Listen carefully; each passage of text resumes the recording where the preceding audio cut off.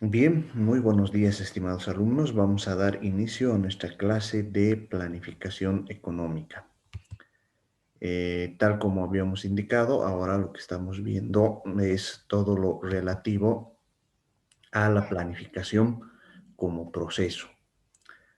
Entonces, retomando nuestras lecciones, como les había indicado, la planificación se trata fundamentalmente de que podamos elegir objetivos y sobre esa base establecer cursos de acción que nos van a permitir alcanzar los objetivos que nos estamos proponiendo, ¿no? El profesor castellano, las fases de planificación comprenden la definición de objetivos, el diagnóstico, la prospectiva, la selección de instrumentos y la definición de mecanismos para implementar y revisar lo planificado. En este sentido, más o menos, ¿cuál es la idea, no? La idea es que podamos establecer qué es lo que queremos alcanzar, qué es lo que queremos lograr, ¿no? Por darles un ejemplo, en planificación podemos establecer que nuestro objetivo es lograr una tasa de crecimiento en el país del 10%. Queremos hacer crecer la economía en un 10%. Entonces, ese es nuestro objetivo, es lo que queremos lograr.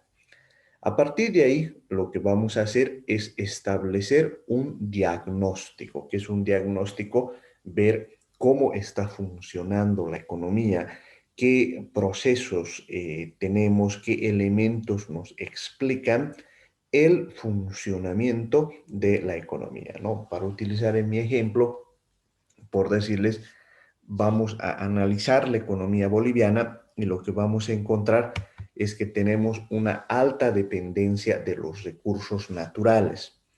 Como hay una alta dependencia de los recursos naturales, eso dificulta el proceso de crecimiento económico. ¿Por qué razón? Porque estamos dependientes de lo que significa los vaivenes de los precios internacionales. En otras palabras, si el precio del petróleo cae, lo que va a ocurrir automáticamente es que los ingresos por el gas van a disminuir, ¿no? Y por ende, no vamos a tener los recursos, no vamos a poder generar este proceso de crecimiento económico que estamos esperando se produzca en el país, ¿no? Y eso va a hacer que nuestra economía esté poco diversificada, es decir, no contemos con un aparato productivo que nos permita crecer. Establecido el diagnóstico, lo que vamos a hacer es realizar una prospectiva. ¿Qué es una prospectiva? Quiere decir, vamos a proyectar qué es lo que va a ocurrir si es que este escenario que estamos analizando se proyecta en el futuro, ¿no? Entonces, en nuestra perspectiva vamos a decir, eh, si la economía no se diversifica, si la economía no genera mejores mecanismos de crecimiento económico, lo que va a ocurrir es que el gas se va a acabar. ¿Por qué razón? Porque es un recurso finito, no es infinito, no es un recurso renovable, es un recurso no renovable. Entonces, al no tener estas fuentes de financiamiento, lo que va a ocurrir es que la economía va a entrar en un proceso de recesión combinado con el desempleo. Por esa razón es importante que establezcamos un criterio de crecimiento económico. Para ello, lo que tenemos que hacer es seleccionar los instrumentos que vamos a utilizar para que podamos mejorar el crecimiento económico, ¿no? Es decir, vamos a establecer qué vamos a hacer para alcanzar una tasa de crecimiento económico. En ese sentido, por ejemplo, podemos establecer que tenemos que diversificar la economía boliviana. Tenemos que exportar otros bienes y servicios distintos a el gas, distinto a los minerales. Entonces, mediante este mecanismo, lo que vamos a lograr es que podamos aumentar nuestras exportaciones y aumentando nuestras exportaciones, lo que vamos a lograr es que la economía boliviana comience a crecer. Ese es el elemento central que tenemos que ver para lograr una expansión económica, ¿no? Ahora, en los instrumentos podemos utilizar la política de industrialización, la política fiscal, la política monetaria, la política de aumento de productividad. Y sobre esa base vamos a definir los mecanismos para implementar y revisar lo planificado. En otras palabras, vamos a decir, dado que hemos descubierto que para aumentar el crecimiento económico del país, necesitamos utilizar todos estos instrumentos. Lo que tenemos que hacer a continuación es definir cómo vamos a implementar aquello que estamos planificando. Bien, debemos entender que la planificación como proceso comprende por lo menos la definición de objetivos y metas, el diagnóstico, la identificación de alternativas para el logro de los objetivos. En otras palabras, necesitamos conocer cuáles son los cursos de acción que vamos a establecer para alcanzar nuestros objetivos, entendiendo que estas alternativas no necesariamente son únicas. En otras palabras, podemos establecer cursos de acción diversos para que alcancemos los objetivos que estamos planeando, ¿no? Por ejemplo, hasta el momento les he planteado una estrategia de crecimiento basada en el incremento de las exportaciones, es decir, de aquello que nosotros podemos vender en los mercados externos. Pero puede darse el caso que no necesitemos realizar este camino, sino que hagamos una estrategia basada en el impulso de la demanda interna. Si ese es el caso y tenemos que impulsar de forma interna el crecimiento, entonces no vamos a fijarnos en la venta en los mercados externos, sino lo que vamos a hacer es fijarnos en las ventas que podamos realizar en el mercado interno. En otras palabras, vamos a decir, vamos a aumentar el consumo de la población, vamos a industrializar al país. En ese sentido, lo que vamos a lograr es que aumentemos la demanda interna y no necesariamente nos concentremos en la demanda externa, ¿no? Entonces, mediante el mecanismo de planificación, vamos a seleccionar las mejores alternativas que podamos encontrar para poder lograr el crecimiento económico, ¿no? Naturalmente, tras que seleccionemos las mejores alternativas o la alternativa que nos va a permitir alcanzar los objetivos y metas que estamos planteando, lo que tenemos que dar es una expresión numérica mediante el presupuesto. ¿Por qué es importante dar esta expresión numérica? Porque esta expresión numérica nos va a decir para alcanzar los objetivos que nos estamos planteando, necesitamos este presupuesto y ese presupuesto tenemos que ejecutarlo, ¿no? Y sobre esa base es que vamos a ejecutar el presupuesto y vamos a proceder a evaluar qué o cómo vamos a alcanzar precisamente esos objetivos que estamos planteando. Bien, ¿cuál es la importancia de la planificación y por qué es importante planificar? No debemos olvidar que en los países tenemos necesidades crecientes, es decir, estas necesidades crecientes se refieren a que, por ejemplo, la población aumenta cada día. Tenemos cada vez más habitantes en el país. Pero además las necesidades no solo tienen que ver en términos de las necesidades básicas como la alimentación, la vivienda, el acceso a servicios como el agua potable, el alcantarillado, la energía eléctrica, etcétera, ¿no? Sino que estas necesidades son también, empiezan a tener un carácter espiritual, por ejemplo, ¿no? Se necesita acceder a una mejor educación, se necesita tener acceso a una mayor cultura y, por qué no decirlo, a una mayor libertad, ¿ya? Ahora, uno podría decir, pero es obvio que hay ese acceso a la cultura, ¿no? Pero esto no es tan obvio. ¿Por qué razón? Porque, por ejemplo, nuestra diversidad cultural está bastante restringida. Podemos conocer, por ejemplo, lo que son las danzas bolivianas, pero no sabemos cómo bailan en África, cómo bailan en el Asia, cómo bailan en Europa, por decirlo de alguna manera, ¿no? Y eso es importante porque eso es lo que nos hace más humanos. En la medida que podamos conocer qué es lo que pasa en el mundo, eso nos permite confraternizar de mejor manera, ¿no? Pero ustedes me dirán, pero eso, ¿qué tiene de necesario? Claro que tiene de necesario, porque en la medida que nos veamos como hermanos, o sea, todos los latinos, eso evita, por ejemplo, las guerras, ¿no? Porque no te vas a pelear con tu hermano, ¿no?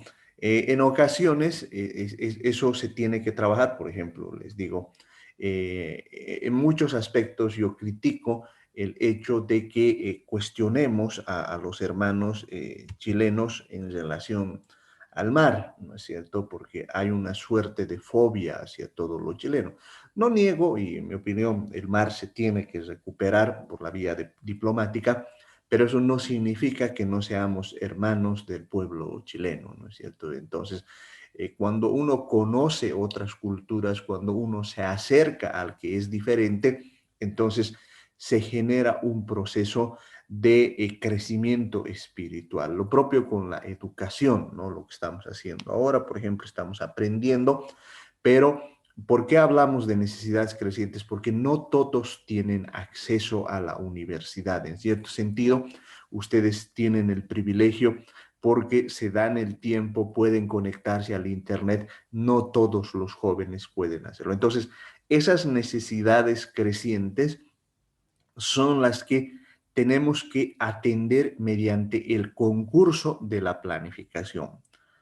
También nos enfrentamos a escenarios en los cuales hay una escasez de recursos.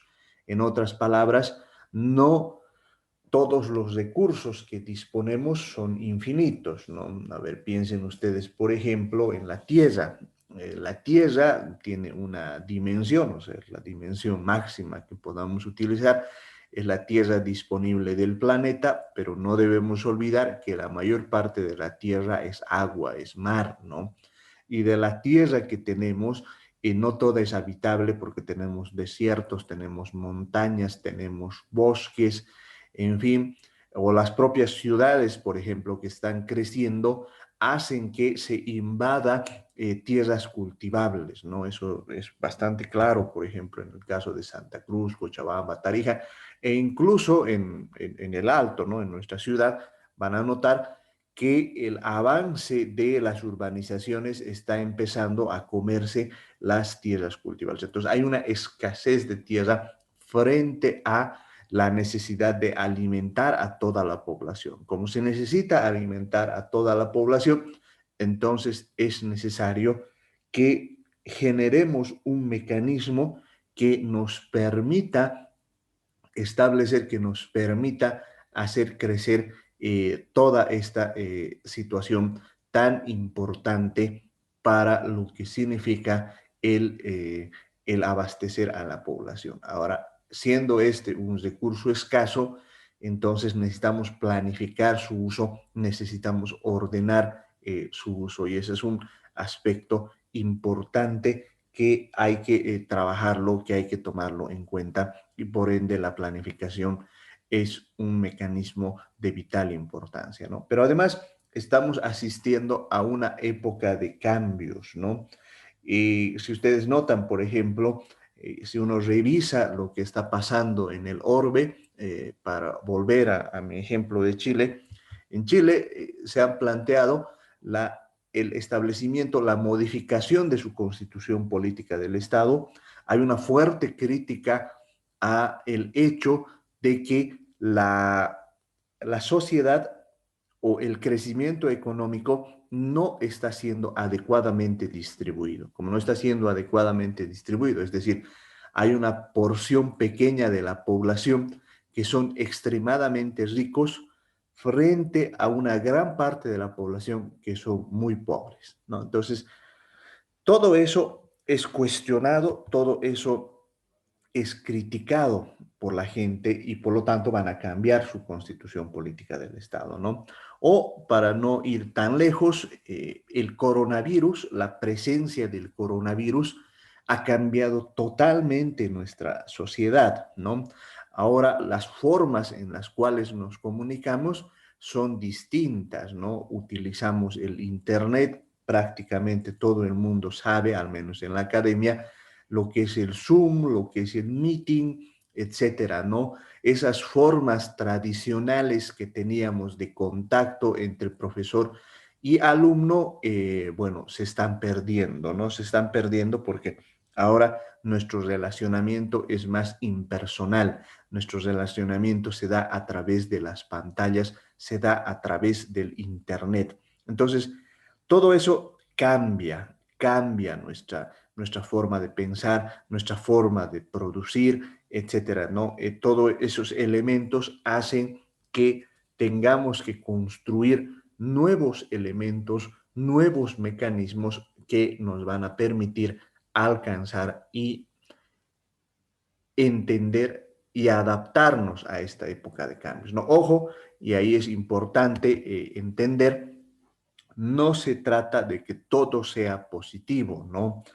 Precisamente la planificación nos ayuda a dar respuestas precisamente a los aspectos negativos, ¿no? Uno de ellos, por ejemplo, es el creciente desempleo que está aumentando en el mundo, ¿no? ¿Por qué estamos diciendo que hay un creciente desempleo? Porque, por ejemplo, el trabajo en las oficinas, ¿no? El trabajo en las oficinas tiende ya a automatizarse. ¿Por qué tiende a automatizarse? Incluso, por ejemplo, en un área de planificación ya se están desarrollando softwares que permiten planificar. Entonces, podemos ver que gradualmente ya no se necesita gente, ¿no? Entonces, esto hace que la situación en el mundo sea pues complicada. Por esa razón es importante entender que vivimos en una época de cambios, ¿no? Entonces, estos elementos generan la necesidad de planificar porque eso nos va a permitir disminuir la incertidumbre y el azar, así como los riesgos inherentes a ellos, ¿no? Como dice el profesor Peter Drucker, en realidad la mejor forma de prever el futuro es construirlo, ¿no? En otras palabras, para que no seas preso de las circunstancias, no seas preso de todos los elementos que tienen que ver con una creciente incertidumbre, lo que se hace es más bien ver cómo podemos construir un futuro que nos permita trabajar y nos permita generar los mecanismos necesarios y suficientes para que podamos construir un futuro, ¿no? En otras palabras, para que me entiendan y un ejemplo cercano a ustedes, ¿no? Les decía que podemos planificar y podemos decir, el año 2022, yo como estudiante de la UPA voy a tener mi título de economista, ¿no? Pero ahí no va a acabar la planificación, sino voy a decir, ¿qué voy a hacer después los próximos 5 años? Ok, yo voy a conseguir un trabajo en el gobierno autónomo municipal de El Alto, ¿no? Entonces, para conseguir un trabajo en el gobierno autónomo municipal del Alto, tengo que hacer mi diagnóstico, ¿no? Y el diagnóstico tiene que ser crudo, ¿no es cierto? puedo llegar yo a la conclusión de que en realidad el trabajo está altamente relacionado con variables políticas, ¿no es cierto? Bueno, entonces en ese sentido hago mi plan y me meto en un partido, por darles una idea, ¿no?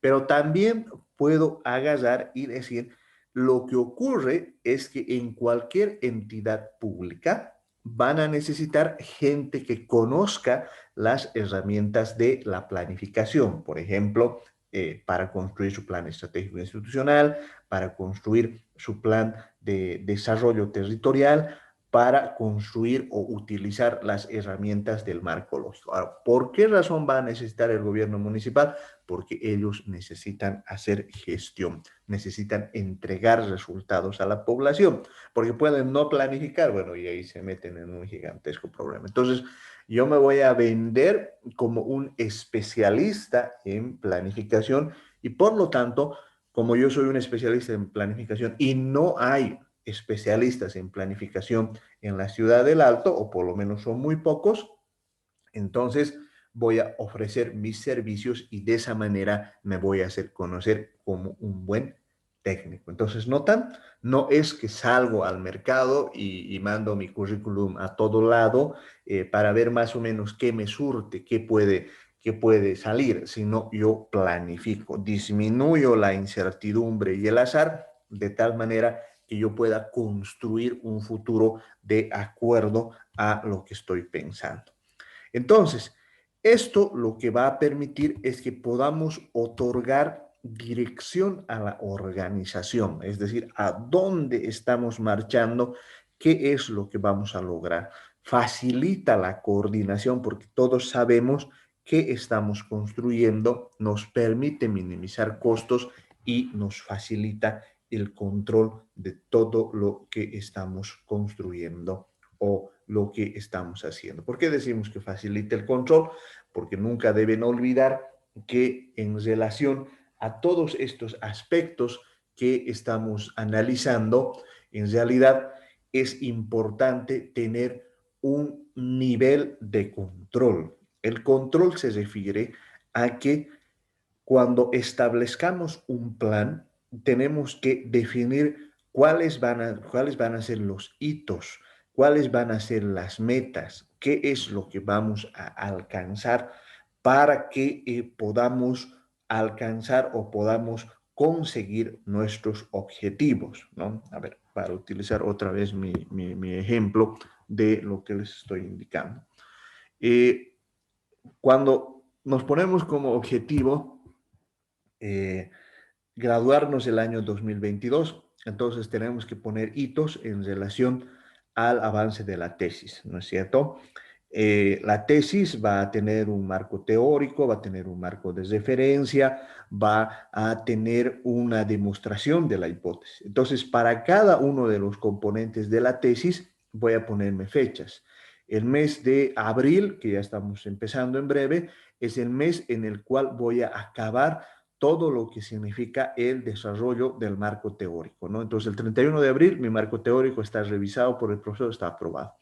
El mes de mayo voy a trabajar todo el marco de referencia, ¿no? Entonces, el marco de referencia y así. Entonces, como hay una planificación donde estamos estableciendo metas, estamos estableciendo hitos, estamos estableciendo fechas, entonces vas haciendo el control. Si termina el mes de abril y no has terminado tu marco teórico, entonces todo el cronograma tiene que recorrerse. Eso quiere decir que no estamos cumpliendo la planificación y hay que ajustar. ¿Y por qué, digamos, en el control lo que nos va a permitir es que vamos a poder observar qué es lo que estamos fallando, qué es lo que estamos haciendo mal? Puede ser que, digamos, seamos tremendamente indisciplinados y nos dediquemos a ver la televisión, ¿no es cierto? Entonces ahí tienes que ajustar y nos vamos a dar, no es que dejes de ver televisión, ¿no? Solo que en vez de ver 4 horas televisión vas a reducir a una y de esas 3 horas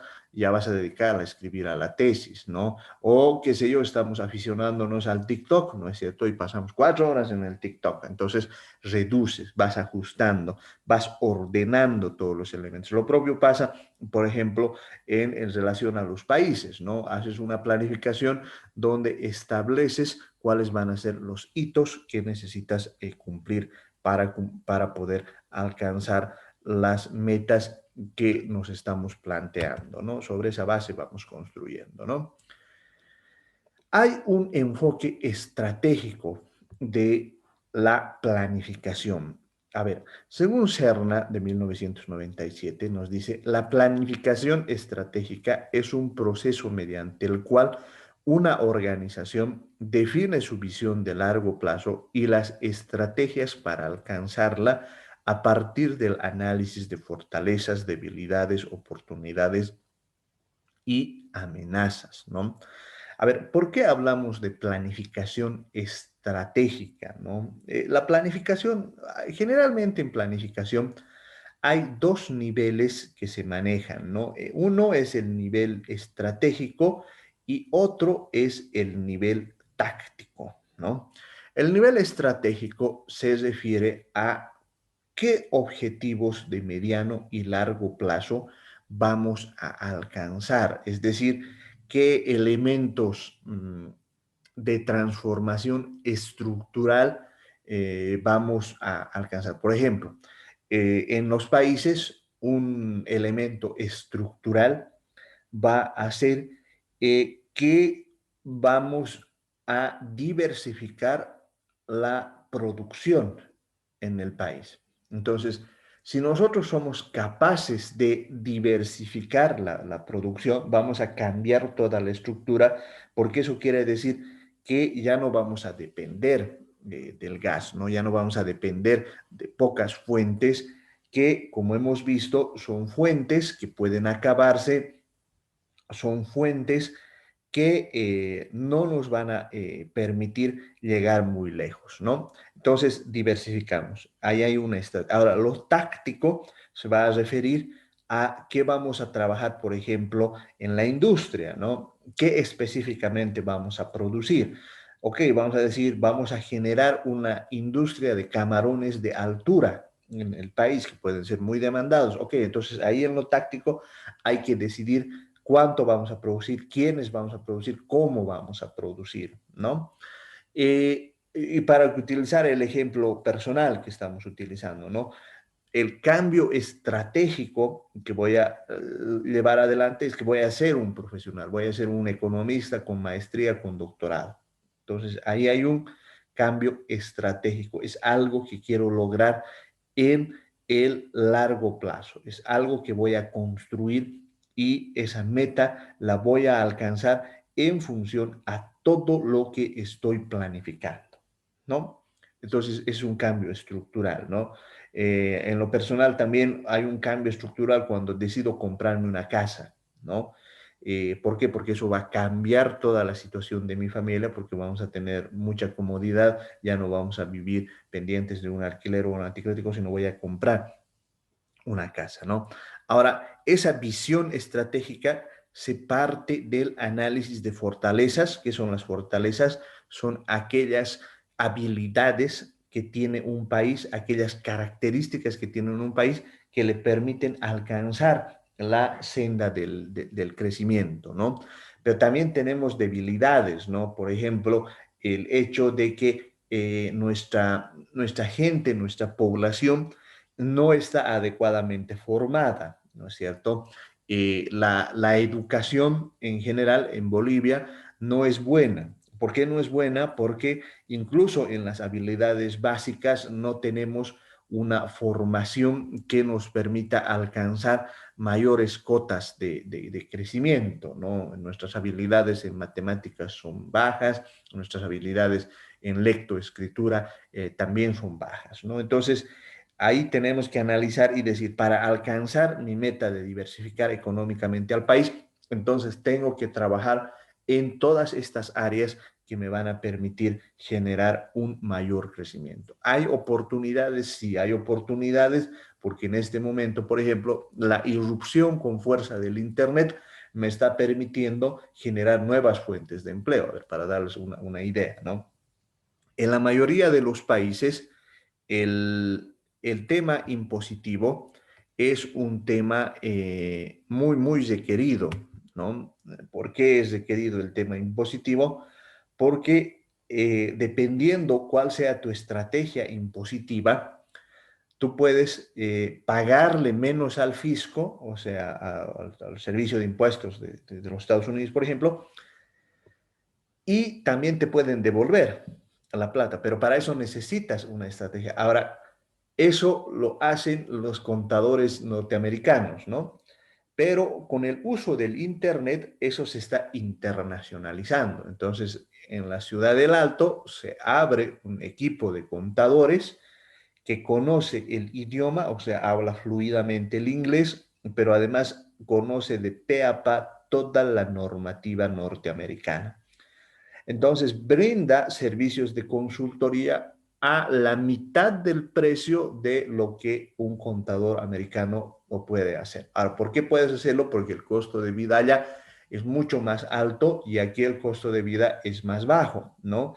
Y además somos muy eficientes, entonces nos mandan toda la documentación, que toda está por internet, es de libre acceso en el mundo, y nosotros hacemos la estrategia, hacemos las notas, las cartas, porque todo se maneja mediante email y por lo tanto a quien nos ha contratado los impuestos que va a pagar son mucho menos y de esa parte que deja de pagar nos paga a nosotros. Entonces ahí hay una oportunidad de crecimiento de una industria que se puede realizar. O por darles una idea, el tema de mantenimiento de las industrias, de las empresas que son automáticas, eso ahora se lo puede hacer en forma remota, ¿no?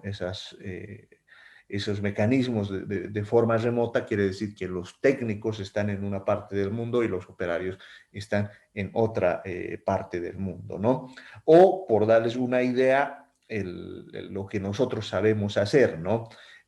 Abrimos una empresa consultora donde vamos a utilizar todas estas herramientas que estamos haciendo para la planificación, digamos, dominamos el marco lógico y ese servicio lo ofrecemos a todas las ONGs del mundo y a los organismos internacionales como el Banco Mundial y el Banco Interamericano de Desarrollo. Entonces, lo que nosotros les vamos a decir, nosotros conocemos cómo se hace esto, planificamos, sabemos qué es lo que se tiene que hacer y sobre esa base vamos a construir todos los mecanismos necesarios para que pueda funcionar. Entonces nos contratan y sobre esa base generamos ingresos de divisas, pero además tenemos una fuente de empleo muy bien remunerada. Entonces hay oportunidades.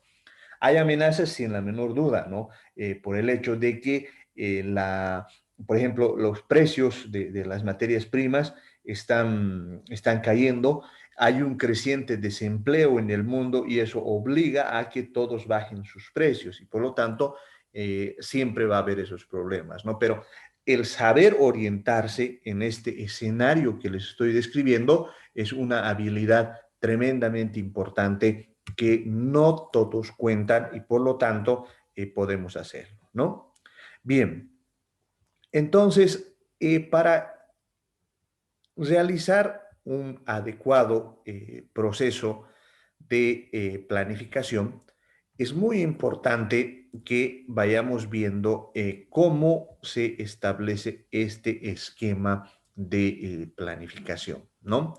El diagnóstico, como habíamos indicado, tiene que ver con el ambiente interno, es decir, las fortalezas que nosotros podamos desarrollar, las debilidades que nosotros mismos somos capaces de entender. A ver, para utilizarles un poquito mi ejemplo de estudiantes que somos, ¿no? ¿Cuáles son nuestras fortalezas? En realidad somos bastante disciplinados, hemos aprendido a manejar bien las matemáticas, nos gusta leer, etcétera. ¿Cuáles son nuestras debilidades? Nuestras debilidades es que somos muy desordenados, ¿no? Nos encanta la televisión e ir a jugar fútbol. Entonces, no combinamos bien ambas cosas. ¿Cuáles son las amenazas? Las amenazas pueden venir de ambientes externos que nos impidan estudiar, digamos, nos hemos quedado sin dinero, por dar una idea, ¿no? ¿Qué oportunidades tenemos? El uso de Internet, por ejemplo, que nos permite acceder a mayor material, que nos permite utilizar otro tipo de fuentes, además de las tradicionales, ¿no? Por ejemplo, evidentemente es un mayor gasto en Internet, pero ya no tenemos que preocuparnos de los pasajes, por ejemplo, o la alimentación, porque todas nuestras clases la estamos pasando desde nuestra casa, ¿no? Sobre esa base es que de este análisis de las fortalezas, debilidades, amenazas y oportunidades, es que podemos construir una visión, una misión. La visión se refiere al horizonte estratégico que queremos alcanzar, la misión respecto a lo que queremos hacer, lo que queremos lograr. Vamos a determinar determinados valores. ¿Por qué son importantes los valores? Porque los valores son los que nos van a definir cómo vamos a entender nuestro horizonte, cómo vamos a reaccionar frente a determinadas situaciones, ¿no? Por darles una idea, ¿no? Un valor clásico muy utilizado es el valor de la honestidad. En otras palabras, nosotros vamos a definir que nosotros planteamos que nuestro accionar, todo lo que nosotros vamos a hacer, se hace en un marco de honestidad, ¿no? Entonces, por darles una idea, si ustedes llegan a ser funcionarios públicos y les ofrecen una dádiva, una coima, para ponerlo en el lenguaje coloquial, inmediatamente lo que van a hacer ustedes es rechazar, porque su valor es la honestidad. Es decir, frente a las situaciones complicadas, frente a las situaciones difíciles, reaccionas de acuerdo a los valores que tengas, ¿no? Un valor también puede ser, por ejemplo, el trabajo duro, ¿no? El hard work. Entonces, cuando tienes la oportunidad de dormir más, entonces recuerdas tu valor y reaccionas frente a ese valor, ¿no? En los países, por ejemplo, esto es muy importante, ¿no? Un problema que, por ejemplo, tenemos en Bolivia, y esto lo hago como crítica amistosa, es que somos relativamente tolerantes a la corrupción. ¿Por qué digo que somos relativamente tolerantes? Porque no la castigamos, ¿no? Y eso incluso se ve en elecciones donde gente que está teniendo un juicio, gente que está teniendo algún problema, le ponemos la etiqueta de que eso es político y por lo tanto no sancionamos, ¿no? Cuando en realidad, en mi opinión, el menor atisbo de corrupción debería ser sancionable, ¿no? Luego, tenemos también en general, y esto se ha visto en los últimos tiempos, es que no valoramos totalmente el papel de la educación, ¿no? Es decir, hay mucha gente que piensa que, por ejemplo, ir a la universidad, dedicarse al trabajo, a estudiar, es algo así como una pérdida de tiempo, ¿no? Porque los profesionales no son contratados, en fin, hay toda una visión alrededor de eso, ¿no? Y creemos que en realidad es más importante que nos dediquemos al ámbito de los negocios, así no conozcamos lo que hay. Entonces, ese es un valor que no está. Pero, por ejemplo, si dijésemos, la educación es un valor y tenemos que educarnos por sobre todas las cosas, entonces desde niños únicamente nos dedicaríamos al cultivo de esos valores y a estudiar como monjes tibetanos, ¿no es cierto? Es decir, no dejaríamos de estudiar.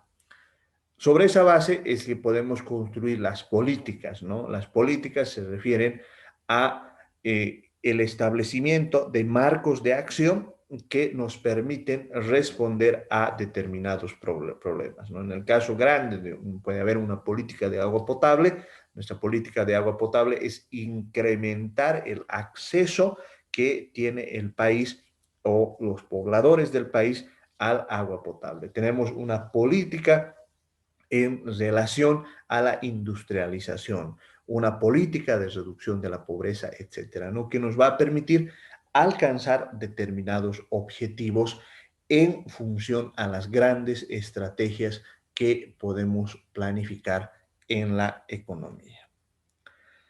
Bien, ¿qué tipos de planificación hay? ¿No? Podemos mencionar algunos tipos, ¿no? La planificación estratégica es la determinación de los objetivos básicos a largo plazo de una organización y la adopción de cursos de acción y asignación de los recursos necesarios para su cumplimiento, ¿no? En otras palabras, estos objetivos a largo plazo pueden ser, en el caso boliviano, ¿no? Eliminar totalmente la pobreza, lograr que toda la población boliviana tenga acceso al agua potable, alcantarillado, energía eléctrica, gas domiciliario e internet a bajo costo. Entonces, ese es un objetivo a largo plazo que tenemos que hacerlo porque significa cambios estructurales, ¿no? Lograr que todos los bolivianos que están dentro de la población económicamente activa puedan acceder a empleos dignos, ¿no? Entonces, una política de largo plazo que podemos trabajarla y podemos tenerla, ¿no? Luego tenemos a la planificación operativa. La planificación operativa corresponde a un conjunto de metas, procedimientos, reglas, asignaciones de tareas, pasos a seguir, recursos por emplear y otros elementos necesarios para llevar a cabo un curso de acción dado habitualmente se apoya en los presupuestos. ¿Por qué hablamos de una planificación operativa? Porque esta planificación operativa tiene relación directa a lo que significa los pasos que tenemos que alcanzar para que podamos cumplir nuestra planificación estratégica, ¿no? Para darles una idea, si en mi planificación estratégica he decidido que tenemos que lograr que haya una reducción de la pobreza, entonces anualmente tengo que hacer una planificación operativa, es decir, cuánto voy a reducir la pobreza en este año y quiénes van a trabajar en esa reducción. Por decirles, hemos creado que vamos a ir atacando los problemas a la vez, ¿no? Agua potable, ok, se va a encargar el Fondo Nacional de Desarrollo Regional. Electricidad, va a trabajar ENDE para que todos podamos alcanzar la meta de que podamos dotar de electricidad a todos en temas de educación, el Ministerio de Educación. Entonces, el Ministerio de Educación, ¿qué va a hacer? En temas económicos, el Ministerio de Desarrollo Productivo, ¿cómo va a lograr que la gente pueda tener fuentes de ingresos sostenibles que les permitan salir de la pobreza? Entonces, de esa manera es que vamos a operativizar todo nuestro plan.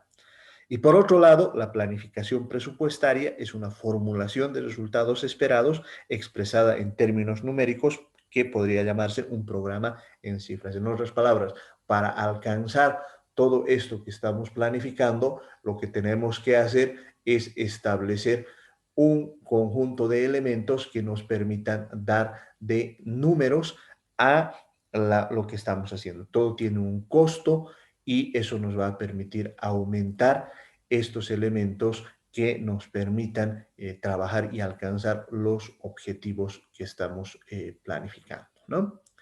Bien, hasta ahí mis compañeros, no sé si hay alguna pregunta, duda, comentario, adelante por favor.